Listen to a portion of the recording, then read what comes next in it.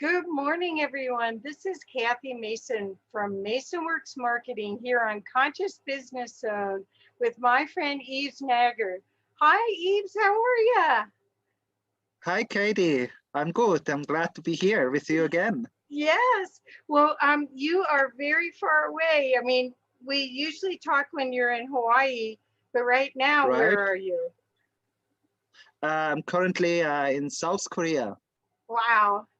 And what are you doing? uh, enjoying the country, enjoying the beautiful country. Uh, yeah, what I enjoy most about South Korea I would say, really the culture, the people. So visiting a lot of the temples. I really Uh-huh. like visiting the South Korean Buddhist temples. Amazing energy, very quiet, very pristine energy.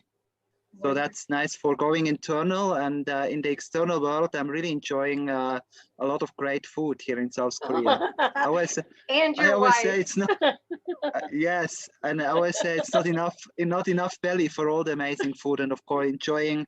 We are really really glad to be here. That's really a blessing that we can be back here together with my wife, Sunjung's family. That's so cool. So Yeah, I want to let everyone know that I got to speak with Eves a couple years ago when was it 2 years ago already? Oh my gosh, two and a probably. half, Oh two and a wow, half years. wow. We were together last time. I benefited so much when he and his wife were here in Colorado, and he did some workshops and he presented things from his book, Hawaiian Rebirth. And so we're going to get to hear a little bit more about the Hawaiian Rebirth story and learn a little bit more because if you can hear Eve's accent, he's from Switzerland. So he's a world traveler, obviously. But Yves, why don't you explain to us? I mean, before people might not remember the story of Hawaiian Rebirth, but could you share a little bit with us about it? Yeah, so that's usually question number one around my book, which I have here, the Hawaiian Rebirth, which is both out in English, and then it also came out a year ago in March. It came out in October 2008. That's when we saw each other last time, Wow. and then it came out 1.5 years later in German language as well in March, right? Yes. Right when the whole pandemic started. But question number one is always, okay, yeah, you have a Swiss background, you're from Switzerland. How does someone from Switzerland come to write a book called Hawaiian Rebirth? And so basically, that's in essence what this story was about. I really was gifted an absolutely new life, a new beginning in life back in 2008. That was 13 years ago when I went to Hawaii for the first time. And but yes, big blessing, big change. But before that, it was a really, really challenging time. A lot of losses of family members. Uh, Lost my dad, my both of my grandparents on my mother's side, and life became just very, very difficult and challenging. Right. And until a point, I literally was falling on my knees, was praying to God, and please show me the way. And then he showed me the way in a way, making my mom a messenger. And then it was my mother in Switzerland who told me that I should go to Hawaii. That she was the one, and I knew I have to leave from Switzerland. I have to go somewhere else for a change to get out of the current circumstances. But I was not really thinking about Hawaii. But it was my mother who basically gave me that gift and sent me to Hawaii. And Wow. so I ended up in Hawaii in March 2008. I absolutely didn't like it in the beginning. I was in Honolulu, kind of a city life, and I was thinking about moving on to Australia, where I initially wanted to go. But then I had this fantastic experience with a healer from the big island of Hawaii. He was flying to Oahu early April 2008, and he did Hawaiian healing on me. And then I opened my eyes and I was born into a new world. So that's in essence what this story was about. And then I was in love with Hawaii. Everything was falling into place like never ever before in my life. And then I was falling in love with Hawaii and the Hawaiian culture, Hawaiian people, and really went deep, deep into spirituality, transformation, healing, self-help, all what was available back then. Well, this is so much more than self-help. I mean, everything that you do has this beautiful mystical side to it that is it's magical. It's definitely at the core of who you are, more than self-help, like Yeah, personal development. Just do this, or here's your morning routine. This is much more spiritual, and it seems like it's much more rooted in indigenous knowing, like the ancient knowing, almost like you may be remembering past lives as you're working with all this. Would you agree? absolutely. You got that absolutely right. Yeah. This was really like absolutely remarkable. I mean, I had this as soon as I was in Hawaii, even during that first phase, I didn't like when I start to go a little bit out of the city, certain places. And I was like blown away because I knew I was like, in a way, in this lifetime, I'm here for the first time, but I saw the scenery and like something very deep within me. I've been here before. I know this place, but it was all very mysterious. And in the very beginning, we talked about South Korea. That's another part of the world. And also, maybe not in these modern big cities, that kind of feels new and sometimes a little bit overwhelming for someone who is usually out in nature and not in the big cities. But especially when I go in the mountains here in South Korea or to the temples, there I also feel like something deep, deep recognition of something ancient, but not just ancient from the culture, something ancient within me, which kind Exactly. of, which I remember, which comes back. So there are quite a few places around the world, but I would really say Hawaii and South Korea, other than Switzerland, where I grew up, are probably these three main places: Switzerland, Hawaii, and South Korea, And you've been in where I feel like the Colorado, strongest. where I live. And You've been here, so yes, so yes, and you love the mountains here too. Do you yeah. feel that you awaken to a bigger sense of yourself? That's what, when I think of the work that you've done, Mm-hmm. the book and the workshops, it's really a compilation of an awareness of us as a spiritual being, but it's a balance where you're very sensitive. There's a lot of Mm-hmm. us very, you're very sensitive. When you say about being in a city or being in nature, that when you're sensitive, it's hard to be around a lot of people and all the chaos. But Yeah. did you feel that way before you had your awakening?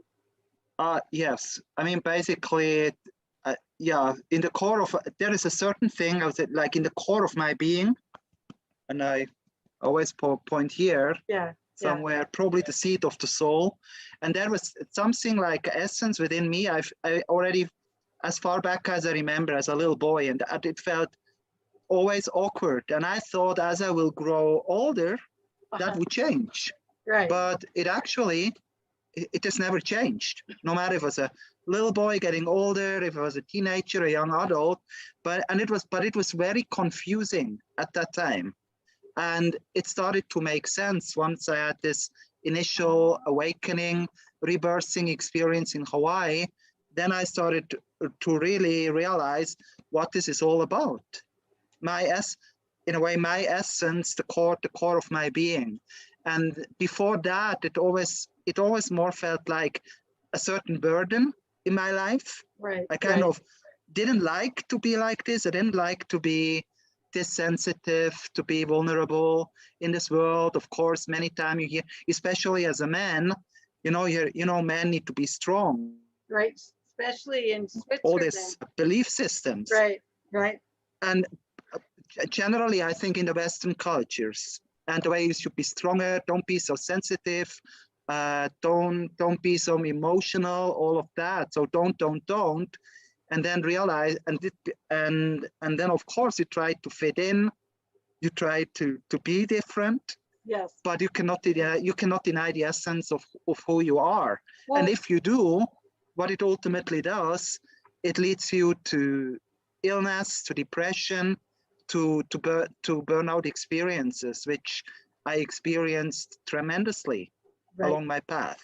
Right. And so there is no other choice ultimately than really connecting with our true essence and live according to this, no matter what it means, no matter what part in the world you are, and no matter what other people tell you.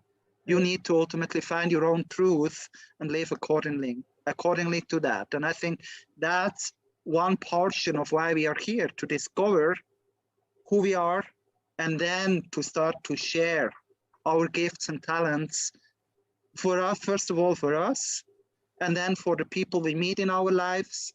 And then maybe as we go along the journey, maybe like I did with my book, then start to share it with a larger audience if you have the calling.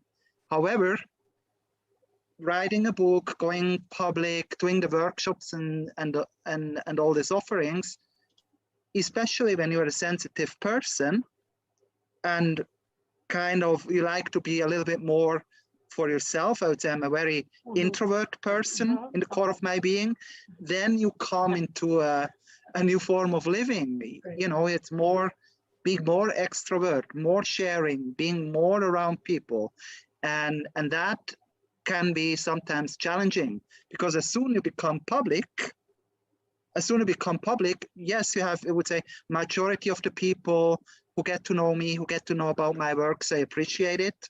But you're always going to have a few people who dislike what you share. They dislike your message. Yes. And I think that's in its core is maybe also something a lot of people have their awakening now. We have like mass awakening on the planet happening right now. Yes. What I experienced, what you experienced, many of us experienced a decade, maybe 20, 30 years ago. This is now happening on a big scale. And I think a lot of people are getting ready to share, but there are maybe a lot of people are also scared to show up publicly, because it means you're gonna get rejection from certain people. And that's not easy to take. I want to share one of the things that I know from knowing you is I think that you have grown and are so authentic. And that's part of this whole Hawaiian Rebirth opportunity that people have to learn from you, is that once, even if you're sensitive, once you integrate and are authentically comfortable with who you are, you start to love yourself and you show up as that, all those fears of what other people think and do don't matter, because you're doing it as an expression of you, not really, I mean, you're doing it as a gift to others, but it's really, you have to express yourself. Do you agree? Yes, absolutely. Because if you don't, if you hold back, if you hold back your essence, and if you don't, then you get sick. Right. You get depressed and you burn out. Because ultimately, once we discovered or rediscovered our essence, our gift, our talents, we have, I think it's a God-given gift to us, and it's like flowing into us, but then it somehow needs to get out of us. If you hold it too long within ourselves, it's not serving ourselves, and it's not serving souls around us or the world. We have to share the gift, and especially nowadays, in these times you're in, if you're looking back at what tremendous shift is going on this planet, basically since the pandemic started, good 1.5 years now, I mean, it's very, very important that we share with others and that we help our fellow travelers along their journey as best as we can. Right. Yeah. Right. Well, they are, I mean, in the oneness mentality, we are all one anyway. So the compassion and the love that you show for yourself is expressed outwardly. But I wanted to go back to this because I think I want people to understand the benefit of working with you, because what we're saying is you're a man of the world, you speak multiple languages, you are very interested in ancient cultures and integrating them into usable forms for Right. people for right now. But it's what I want them to really understand is this soul retrieval that you experience. And in a way, what you do for others is that integration and bring who they really are, the gift of who they really are to them, so that they can experience the joy, the fearlessness. Because I think this time period, the biggest threat to people finding themselves is fear. Do you agree? Absolutely. Yeah. So that's where I see what your processes are, the resources that you've come up with, and the your experience. By you sharing it, you're sharing as a hero. You did your hero's journey, and you're showing Right. others that their hero's journey is just around the corner, and they'll get a hit whether they speak English or they speak in German. That they'll get a hit that this there's something here for me. This isn't just me watching someone. They'll experience it. Don't you agree? Yes. Yes. We did. Yes, absolutely. Because I think you're pointing this out wonderfully, and I think what you just said. So one thing is this whole journey, how I was led on the journey. So I try to share very personally, vulnerable, authentic, all of that. That's my journey. By sharing that, inspire others. This is not about my story. I'm Right. telling that story in order to encourage, to inspire others to share their journey with number of for themselves, like I said earlier, for others, to inspire others, and to make a change in this world. So that's one element. You can start by yourself, and then, as you mentioned, because with this journey I've been traveling a lot. After I got together with Eunjung, that's the reason why I'm in South Korea. My wife Eunjung, she's originally from South Korea. Her family is here.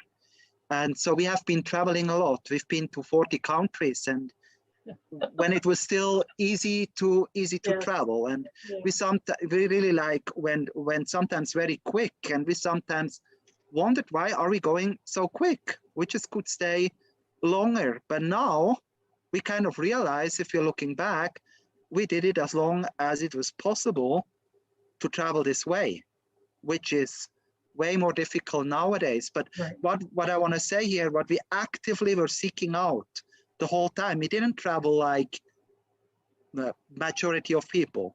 We went to all these countries to really connect with the local culture, the local history, to learn from ancient traditions, to learn the indigenous way.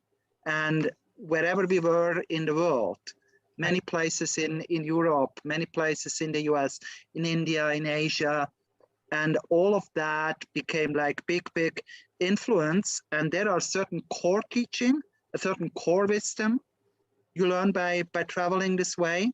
Right. But then it's still, you could say, it stays like very out there, and it's hard to grasp, because most of the times it also has to do with language. And when we go, let's say, India, though we have a lot of this true knowledge is ingrained, like you could say, in Sanskrit.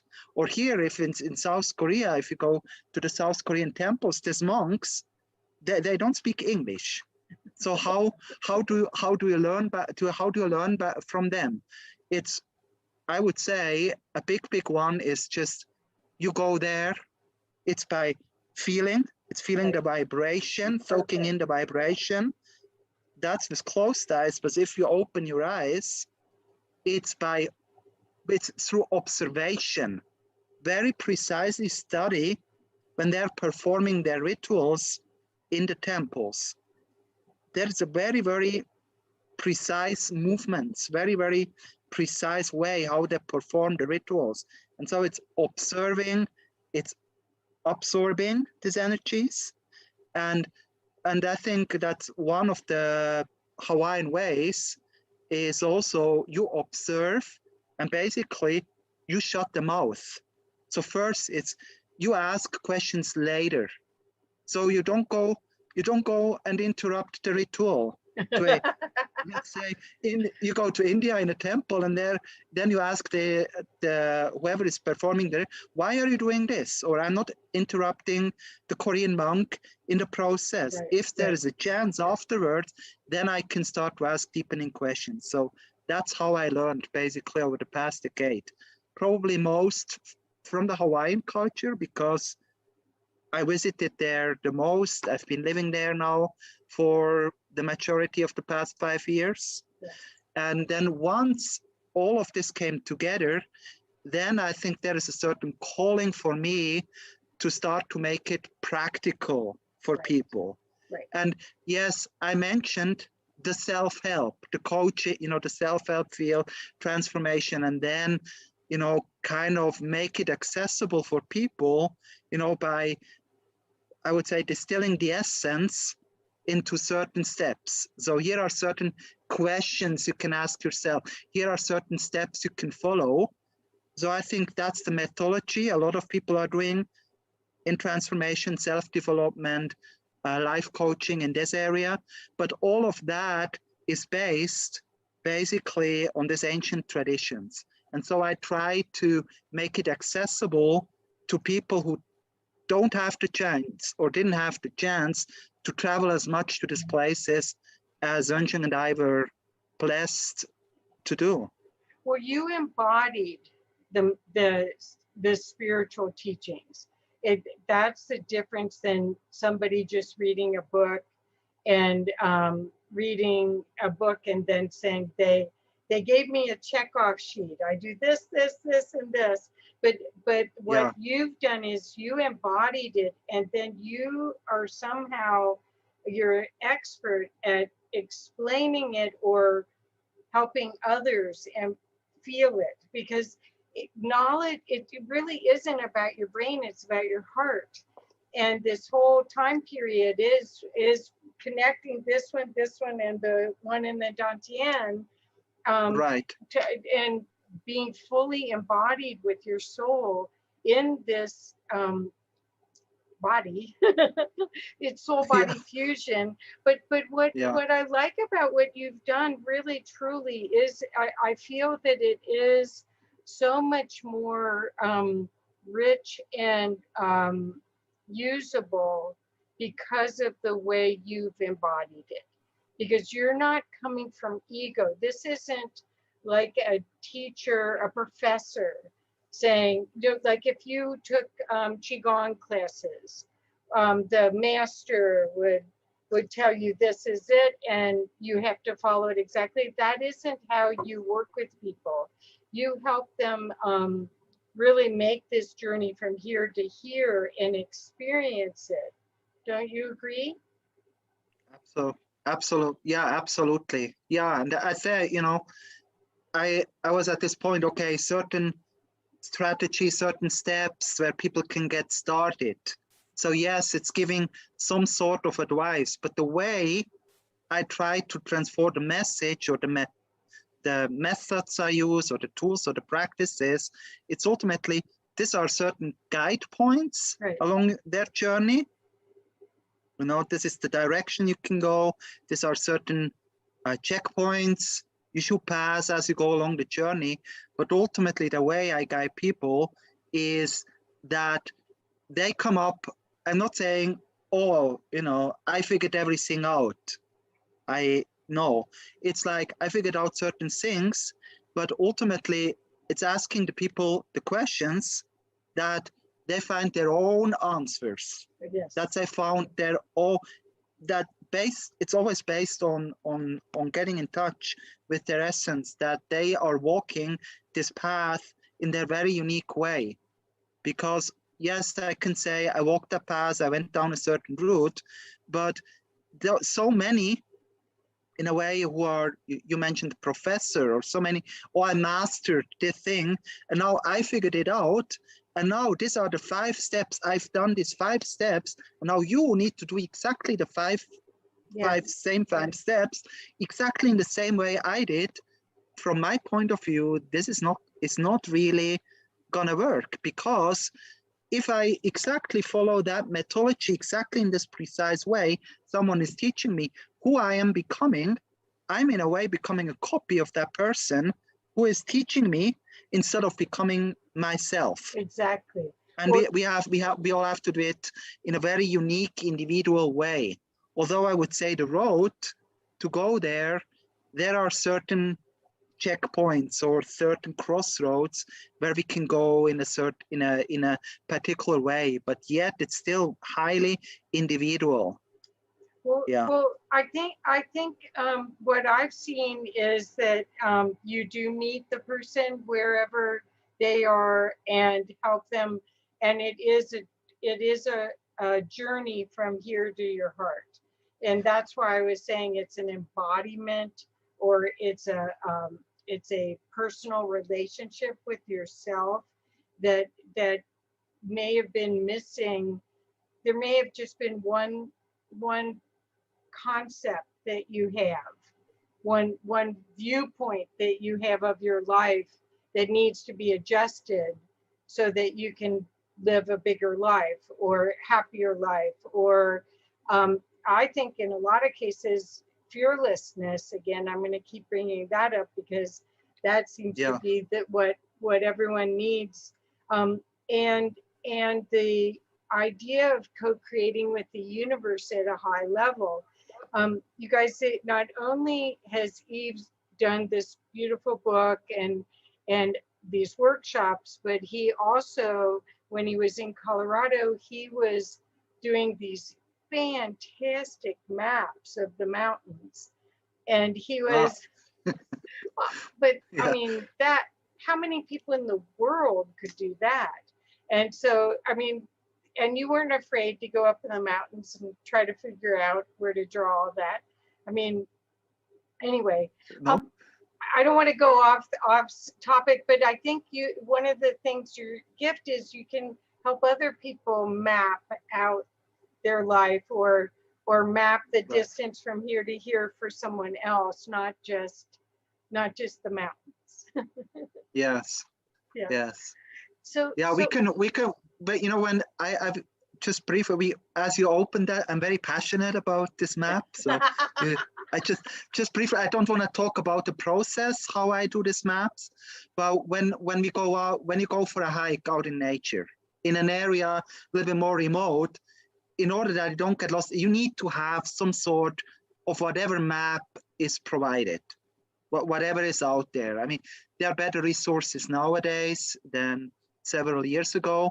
That's kind of a base map. You have a certain base map. You see there is a certain peak, or there is a certain river. Here is maybe a trail. As you go through the terrain, what you're doing, you're creating your own unique map. Right. Because as you walk through the same terrain, let's say a group of 100 people walking through the same terrain, depending on how we perceive life, depending on where we focus our attention, I would say everyone is creating that map of a certain landscape, go through. If we come back, let's say we all go out in the wilderness for 2 days. We come back and we compare the maps we created. We're going to have 100 different maps, but ultimately showing the same terrain in a very unique way. And how beautiful is that? Right. I really like this symbology of a map. Me too. Expressing it's showing it. And what I like about the maps, one thing is you're out in the field, so you're basically taking in information. But then the second part is to draw the map in a way that it looks beautiful. So I would say there you have like, then that's the artist coming in. And there is a part within me, yes, explore it out in nature, fearlessness, having the courage. When we look back at Colorado, I mean, in terms of wildlife, that's the most, in a way, tough environment, you know, and you can have some rattlesnakes, mountain lions, moose, all of that. And I had, when I did a large map in Colorado, I was always, you know, there were a lot of elk in the terrain. Yeah.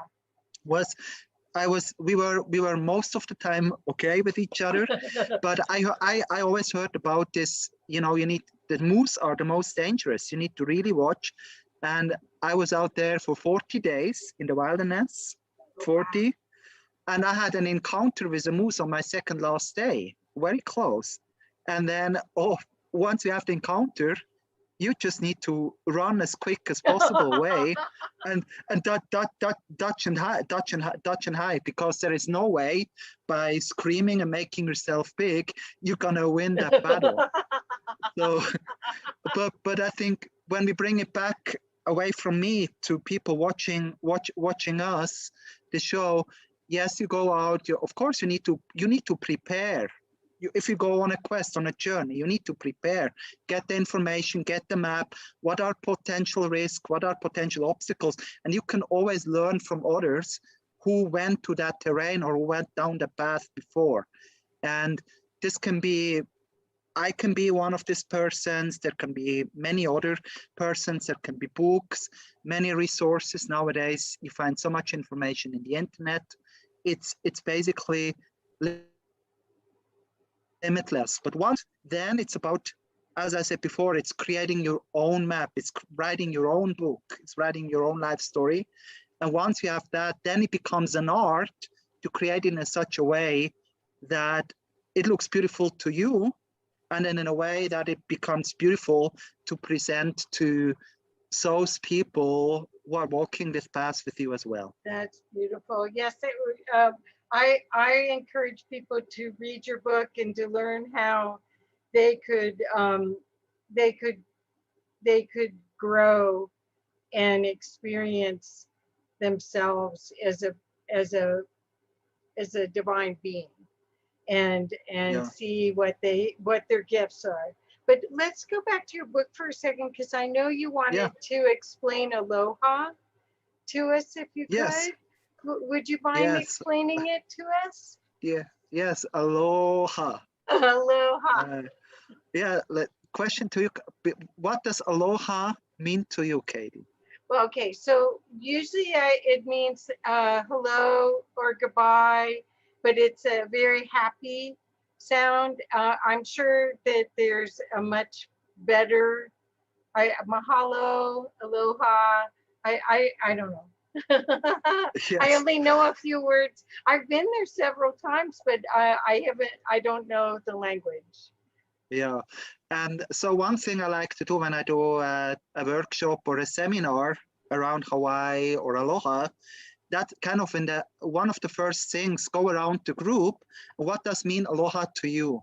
And then people are, well, I don't know, or what you said, or different things. And then the beautiful thing, you let people share, you listen to them, and just by talking about it, there is a certain vibration, energy coming in that room without giving any definition. And then the most beautiful thing to say is, you know, people are, was I right? Maybe she was better than me. Maybe he had the right answer everyone wants. And it's you know, the great news are all of you were right.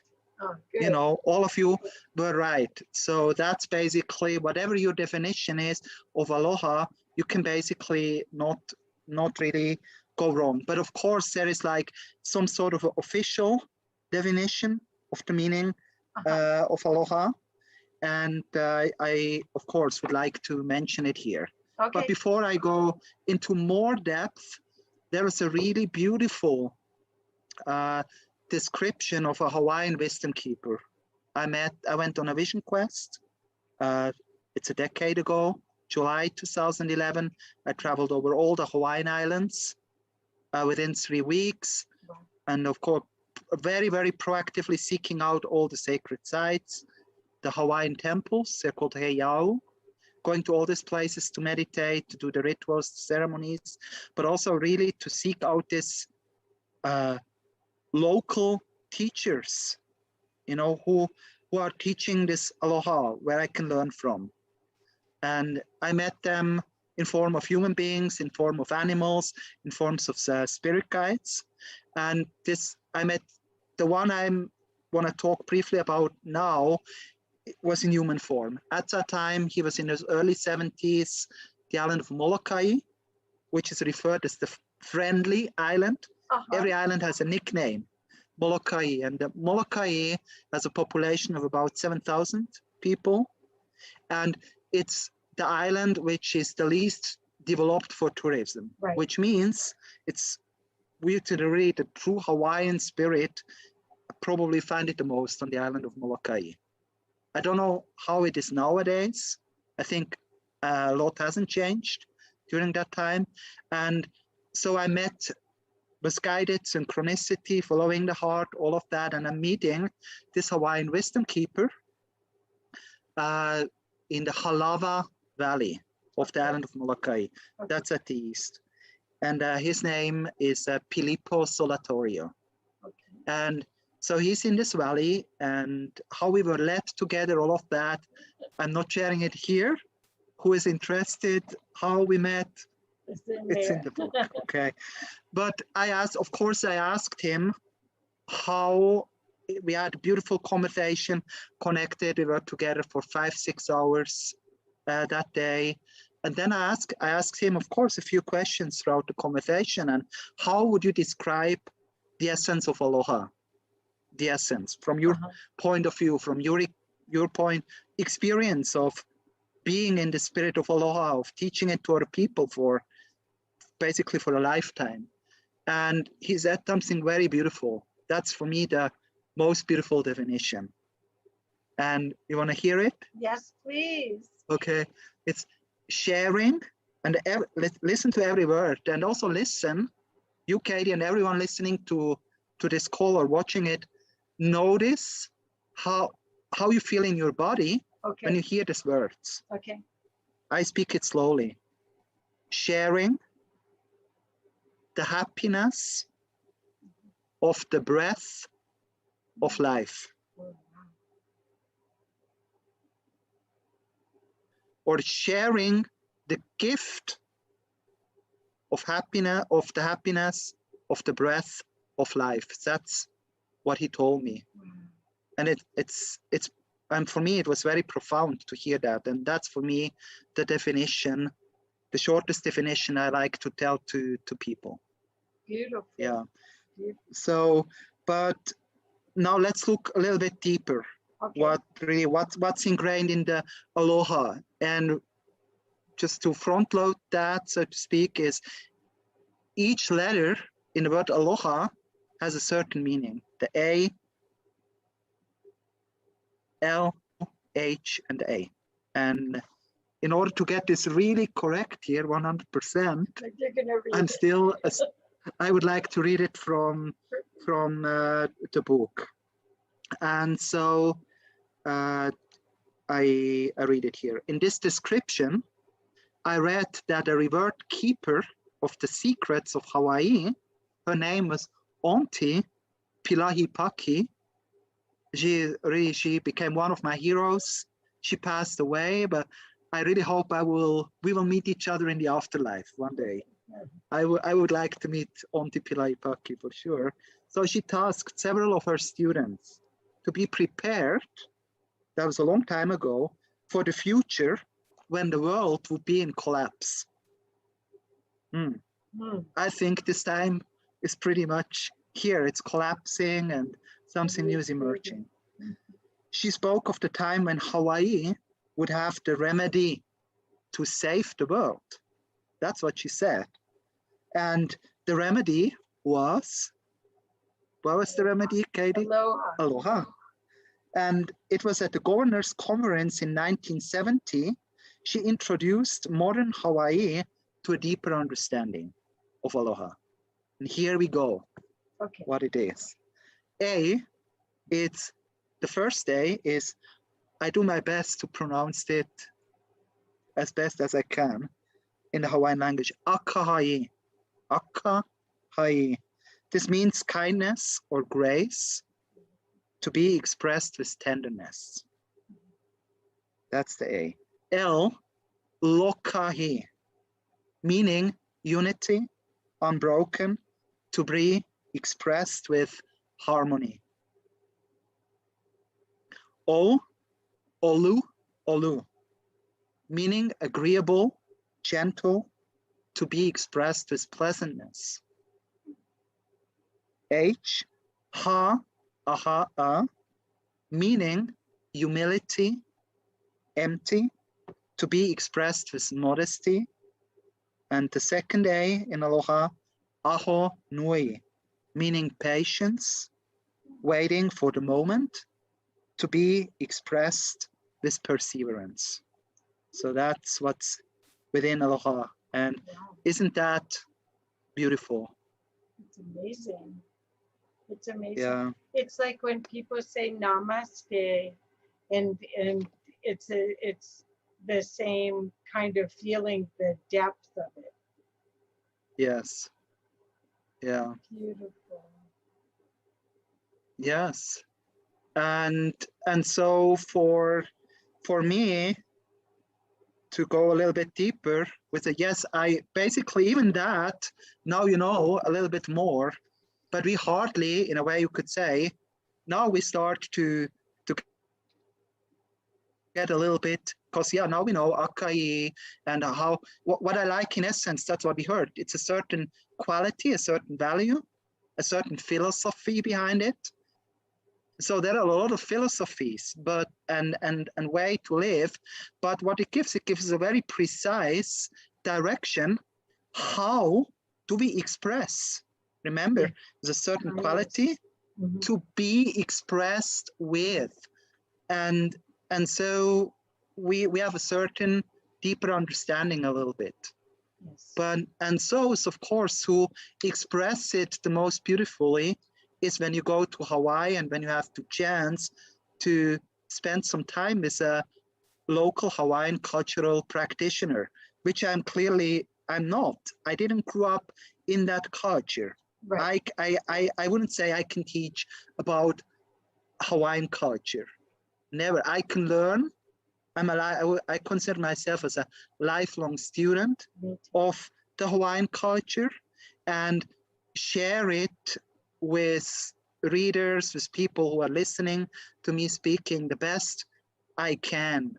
That's my aim, just to play my little part, my little contribution of sharing the spirit of aloha in the world. And one thing that was I never forget that when I was in the process of writing my book, a person who helped me edit the German part of my book, she said, yeah, so but was a great question.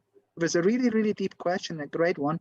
Was so, yeah, but you know, it's all about Hawaii. So then the whole world has to go to Hawaii in order to learn about the spirit of aloha. And my answer to that is, no, you don't necessarily need to go in person to Hawaii in order to learn about the spirit. You can learn the essence of what it is and you can share it no matter where you are in the world, no matter if I'm in Switzerland, no matter if you're in Colorado, no matter if I'm here in South Korea, you can share the essence of what aloha is about everywhere. Exactly. And with all life forms, and that's the core message. And the around cat aloha. keeps going in and out. Yes. The cat loves you. Yes, the cats yeah, are in the book too. yes, yes. Just to let everyone know. So Yeah. Yves, what I wanted to also let people know is that you've done a series on YouTube that can help people after they've read the book, or even with the book, they can get a feeling for the lovely expression and the feeling that you have for Hawaii. Do you want to talk a little bit about that? Yes, and so yes, I currently have about this. It's in development right now. This is a 10 parts series, and I call it the ALOHA Summer Series.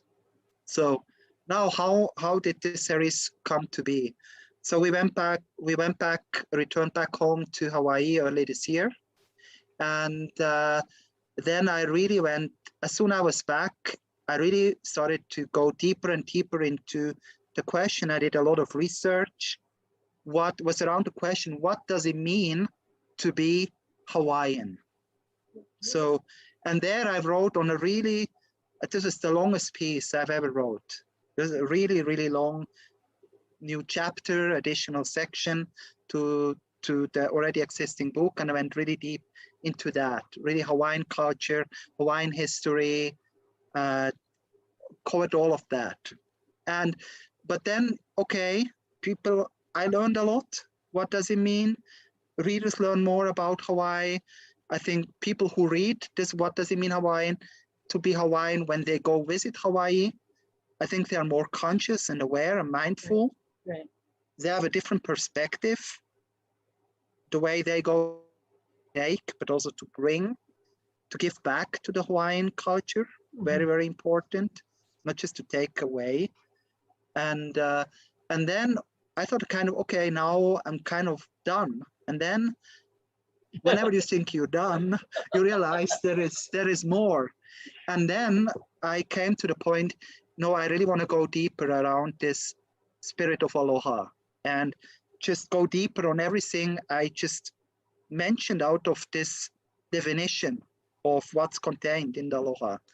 And then I came to the point, okay, a beautiful way how I can start to share the message is not just by writing, it's also by creating some videos. So here I go, meet a basically introvert person who likes to hide behind writing the book. And now here I go down a whole different route. I start to show up on video and record some videos. So I kind of started to develop the concept and had these videos ready. Speaking the videos, this was very briefly before we left from Hawaii. And now what I'm currently, so the videos are pre-recorded, both in English, both in German. And now what I'm doing on a weekly basis, I'm halfway in the series. So I covered the first 5 parts. I'm going deeper and deeper with each of these principles. So it's giving a definition, it's telling some personal stories every now and then giving people who watch the videos or people who are reading the blogs, then gives them very concrete steps they can follow how to, in a way, start to live that more deeply and share it with the world. Perfect. And one core element, which is basically at the bottom of the foundation of these videos, towards the end of the video, I'm always sharing a new short breathing exercise. And so what people see by going through, they learn about Hawaii. I'm speaking outside in nature on purpose to show the beauty, to bring in the background. You hear the ocean, you hear the birds, so you can feel a little bit more of this island of Kauai other than the contents. And so it's a little bit of input. And then at the end, in a way to integrate it, to absorb it, I always share some very simple but highly effective breathing exercise. And it's always a different one every week. So right now, as we speak, I'm halfway in. I covered up to the Olu Olu.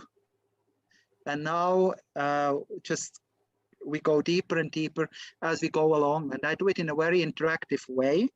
So not in the videos, but in the written blogs. I'm always encouraging people to send me comments or questions on anything I've presented so far. And based on that, basically every week, I pick one of these questions or comments I receive, and then I go a little bit deeper. So it becomes a more interactive exchange with the audience watching it. Well, so And they so actually can use it. It's not just watching, yes. It's not edutainment, it's actual teaching. Right. Perfect. Yes, and I'm learning, you know, yes, I'm teaching to a certain degree, but through the interaction, people who are watching it or reading it, they are teaching me something too. Yeah. I see I'm both a teacher and a student. It's always in an exchange. Me too. And so we're halfway in. And so everyone who sees it, you can rewatch what I already presented, reread what I already wrote, but really take this chance. Now there are still 5 more coming. If you want to have a direct interaction, if you have any question, take that chance. And I probably might pick your question or your comment and write another piece on that as I go along the series until the end of until the end of August. Yeah. Oh, that's wonderful. So Yves, I'm afraid we're going to have to wrap up soon, but yes. I want to make sure that people will put in the information. We'll put how best to connect with you and how to find your videos on YouTube. But what is, so if people want to work with you or want to follow your world travels and learn, because I think watching and experiencing you over the years, which I have, I just see you deepening and deepening, and it's beautiful to watch. So I'm sure a lot of the listeners here are going to want to follow you. So what is the best way for them to find you? So first of all, mahalo nui loa. Thank you very much for your kind words, for expressing loving kindness towards me. One of the principles here. So yeah, but to answer the question, I think the best way is going through my website. It's yvesnager.com, yvesnager.com, and then in order to find the latest updates, just go on the website and you will see blogs, and just go on blogs, and in the blog section you will find the latest updates to the ALOHA Summer Series. And then I have a website to the book, which is Hawaiian, a little bit closer here, yeah, Hawaiian Rebirth.com, which has both English section and a German section. Then of course the videos, they are going on YouTube. So if I'm just on YouTube, either put in my name, Yves Nager, or Hawaiian Rebirth, you will find me. Right. And then I'm both on Facebook, on Instagram, just look for my name. And there probably I do this blogs and videos every now and then, right now more frequently on a weekly basis. But of course, always on Facebook or on Instagram, maybe every other day I try to, I share from wherever I'm traveling right now about my experiences I have right now, every now and then sharing an inspirational quote. So there I interact a little bit more frequently. So good. YouTube, Facebook, Instagram, or through my website. And everyone, or by following Katie's conscious business zone, yeah.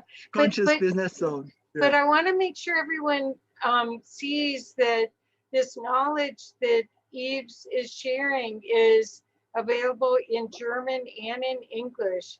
And yes.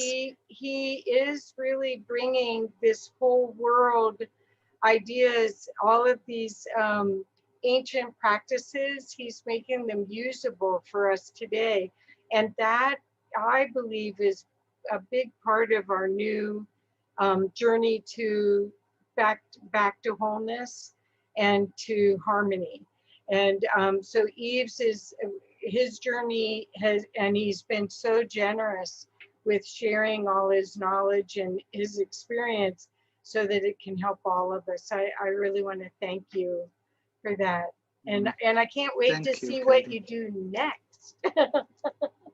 Yeah, I can maybe what's gonna be next. I will mention that. So one thing was with this recording videos, I would call it by now, I call it a love-hate relationship.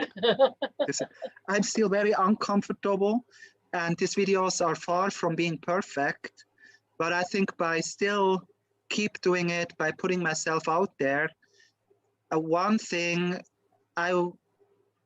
of my hidden intentions, maybe I'm saying it for the first time, verbalize it this way, is also to encourage others as well to share their videos, because when we look this transformational scene or group, there are many well-known speakers. They have done this for years. They're perfectly crafted videos.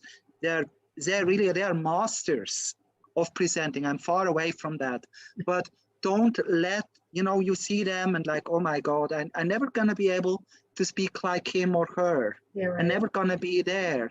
And as inspirational it can be for us to watch them speaking, it can also hold us back. Intimidating. No, I don't want to do. And yes, intimidating, that's the word. And so I just want to encourage all of you watching this, go out there, give it a try, share your essence, and you don't need to be perfect. Actually, no. I always tell people to not be afraid. First of all, we're in a digital world, so if you mess up, you can just get rid of it. But second of all, is that you're more trustworthy when you aren't perfect. Right. I mean, being like a newscaster or being scripted, that doesn't feel authentic at all. It doesn't feel truthful. And I think people are looking now as people are waking up, they're trying to figure out who do they trust, and they can feel it in their gut.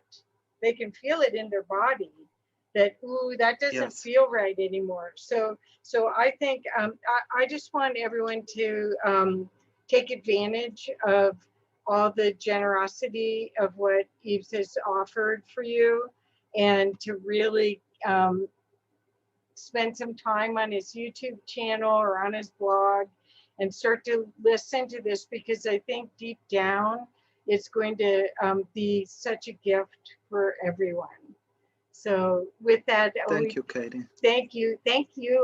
So I think with this, I'm afraid we have to sign off. But yes, thank you so much. Thank you so much, Katie, and thank you so much, everyone, for watching us today. Yes. Aloha. We'll talk again soon. Oh yeah, aloha. Yes.